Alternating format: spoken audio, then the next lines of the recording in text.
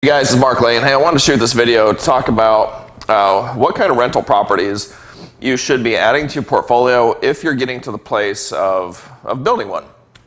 Okay, so one of the problems that I see that a lot of real estate investors make, especially they get into being landlords, is that they start to accumulate a lot of like lower class type of rental properties.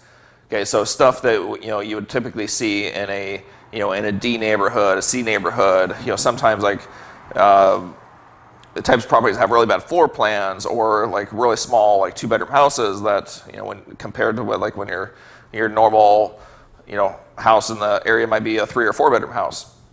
So the thing is, like, we have to be really careful, I believe, of what we own as rental properties, because there's always going to be a time. There's always going to come a time when we're ready to sell. That's one thing.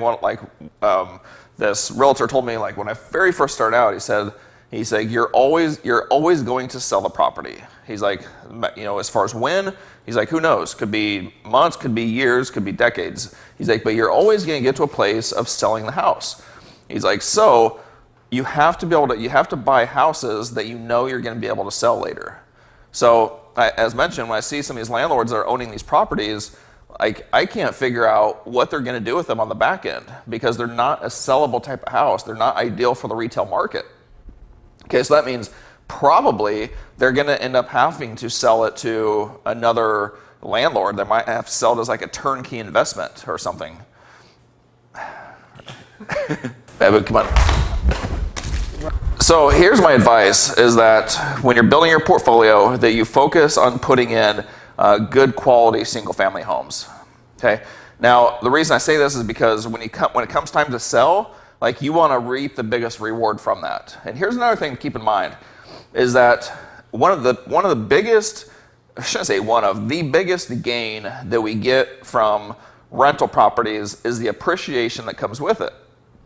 So if you think of, and we're kind of getting like actually more like wealth, like wealth talk and stuff here, but when you think of, a smaller rental property class of home and the appreciation it gets, typically, like in a basic market, you're going to be looking at an appreciation rate of maybe like 1%, right? It's going to be really minimal. And then you get into like the next class of home, which is going to be your basic median income single family home. Okay, this is like the bread and butter of what we usually fix and flip. This type of home is going to appreciate at about 3%. Okay, so simply by switching classes of houses, you are now almost doubling or tripling the speed of your wealth growth, your wealth accumulation, for no other reason than it's a different class of house. Okay, and then if you go up to the next step and you go into like kind of more your upper class type of rental property, something like in my area might be a $200,000 and $300,000 type of house, that property is appreciating at 5 to 6%. So again, same type of investment, but now it's appreciating at another 2 to 3 times as fast. So this is the difference. Like, I've done a lot of math, and we're going really deep into this, but I've done math on this, and going from like a portfolio of 100 houses, that's appreciating at 1%, 3%, 6%, is the difference of a portfolio that ends up at $10 million versus $100 million for no other reason than the appreciation. Okay, so that's the like why we must, in my opinion, be willing to get into like nicer quality homes, because with the exact same amount of work, we're growing our wealth 2, 3, 4, 5 times as fast.